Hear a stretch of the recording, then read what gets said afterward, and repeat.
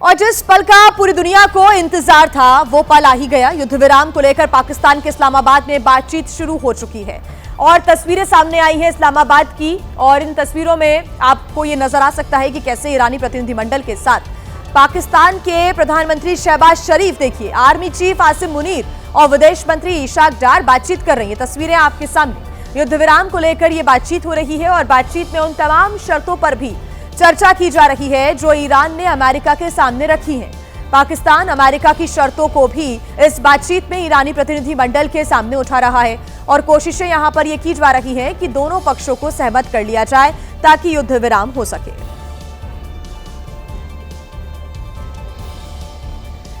तो वही देखिए, बातचीत से पहले एक बड़ी खबर सामने आई है। अल अरेबिया की रिपोर्ट में दावा किया गया है कि ईरान और अमेरिका डायरेक्ट बात नहीं करने वाले, यानी कि बातचीत तो हो रही है लेकिन ईरान और अमेरिका आमने सामने नहीं होंगे। ईरान के बाद अमेरिकी प्रतिनिधिमंडल के साथ पाकिस्तान बातचीत करेगा।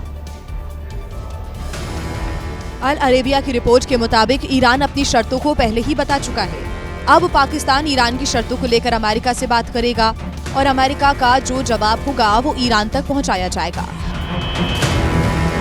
वहीं बातचीत से पहले पाकिस्तान के प्रधानमंत्री शहबाज शरीफ ने अमेरिकी उपराष्ट्रपति जेडी वैंस से मुलाकात की।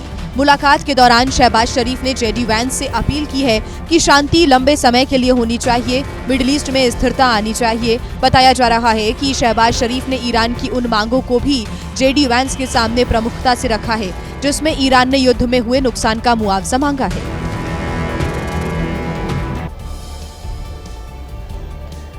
और देखिए, अमेरिका ईरान की सीधी बातचीत अभी तक शुरू नहीं हुई है। ये बड़ी जानकारी मिल रही है। भारतीय समय के मुताबिक 4:30 बजे बातचीत होनी थी और ये बातचीत अभी तक शुरू नहीं हो पाई है। एक बड़ा अपडेट मिल रहा है। ईरान और पाकिस्तान प्रतिनिधिमंडल के बीच बातचीत हुई है। अमेरिकी डेलीगेशन और पाक पीएम की मुलाकात हुई है। ये बड़े अपडेट्स मिल रहे हैं। जानकारी ये भी है कि ईरानी डेलीगेशन और पाकिस्तान के पीएम की भी मुलाकात।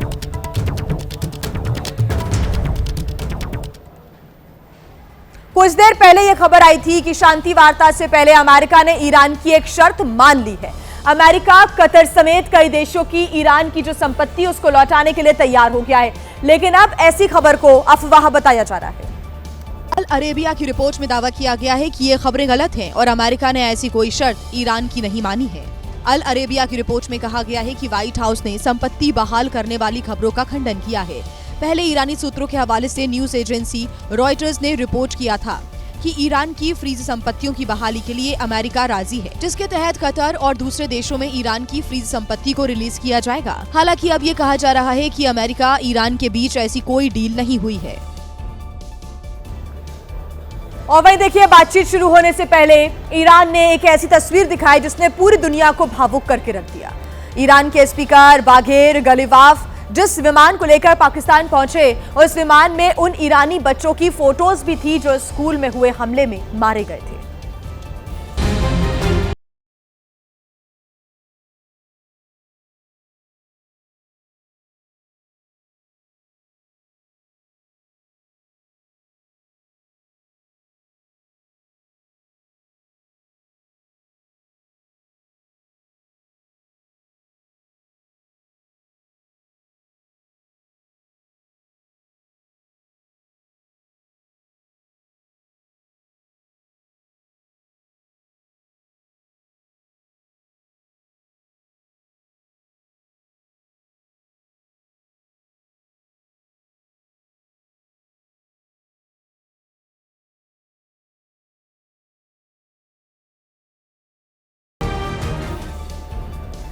युद्ध विराम के लिए पाकिस्तान में बातचीत हो रही है, लेकिन बातचीत के दौरान भी ट्रंप के तेवर तल्ख नजर आ रहे हैं और ईरान के भी।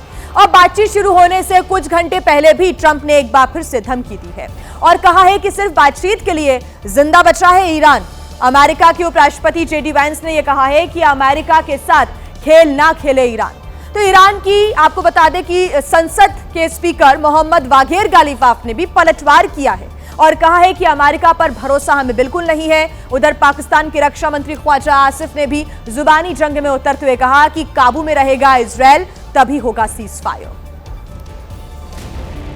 बातचीत से कुछ घंटे पहले भी ट्रंप ने ईरान को धमकाया। ट्रंप ने सोशल मीडिया पर पोस्ट कर ईरान पर दबाव बनाने की कोशिश की। ट्रंप ने लिखा, ईरान होर्मुज को बंद करके दुनिया से जबरन वसूली कर रहा है। ईरान के पास अंतर्राष्ट्रीय जलमार्गों का इस्तेमाल करके दुनिया को डराने का कोई अधिकार नहीं है।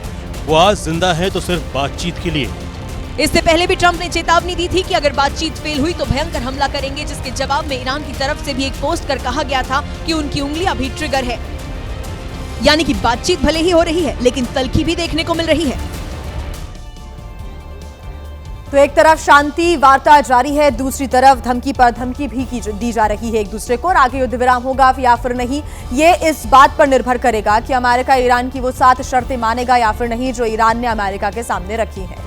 पहली शर्त आपको बता देते हैं, ईरान ने पहली शर्त ये रखी है कि युद्ध विराम हो तो पूरी तरह से हो जाए और लेबनान में भी हमले बंद होने चाहिए, ये पहली शर्त है। ईरान ने दूसरी शर्त में कहा कि अमेरिका ने विदेश में ईरान की जितनी भी संपत्ति जब्त की है उन फ्री संपत्तियों को एक बार फिर से बहाल किया जाए। तीसरी शर्त ईरान ने रखी है, कहा है यहां पर कि युद्ध में ईरान को जितना भी नुकसान हुआ है अमेरिका उस नुकसान की भरपाई करे। चौथी शर्त रखी है ईरान ने, कहा है कि मिडिल ईस्ट से अमेरिकी फौज की वापसी हो ताकि भविष्य में ये जो युद्ध है ऐसे हालात फिर से ना बने। और ईरान ने पांचवी शर्त रखकर मांग की है कि अमेरिका गारंटी दे कि वो कभी भी भविष्य में आगे ईरान के खिलाफ सैन्य कार्रवाई नहीं करेगा।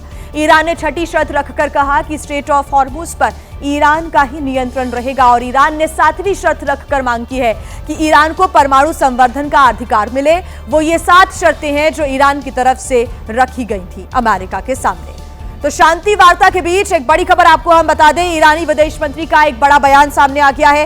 लेबनान में युद्ध विराम समझौते में शामिल था, ईरान ने कहा है, और ईरान का कहना है कि पाकिस्तान ने भी इसकी पुष्टि की है। यह बड़ी जानकारी मिल रही है, बड़ी खबर आपको हम बता दें। यहां पर शांति वार्ता के बीच ईरानी विदेश मंत्रालय का बयान सामने आया है। कहना है ईरान के विदेश मंत्रालय की तरफ से बयान दिया गया है कि लेबनान में युद्ध विराम समझौते में लेबनान भी शामिल था और पाकिस्तान ने भी इसकी पुष्टि की थी। आप जानते हैं कि सीजफायर हुआ, उसके बाद इजराइल लगातार लेबनान पर अटैक्स कर रहा है और अब ईरान कह रहा है कि लेबनान भी युद्ध विराम में शामिल था।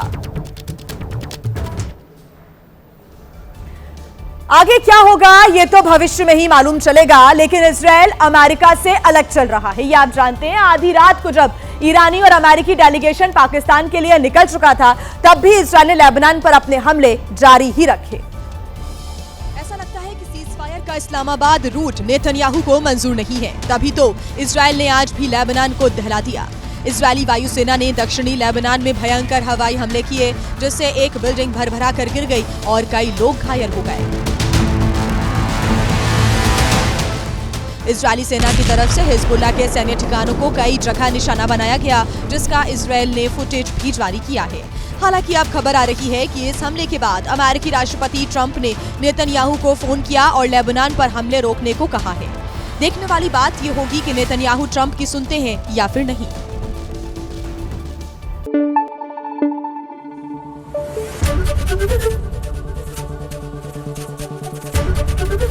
एबीपी न्यूज आपको रखे आगे।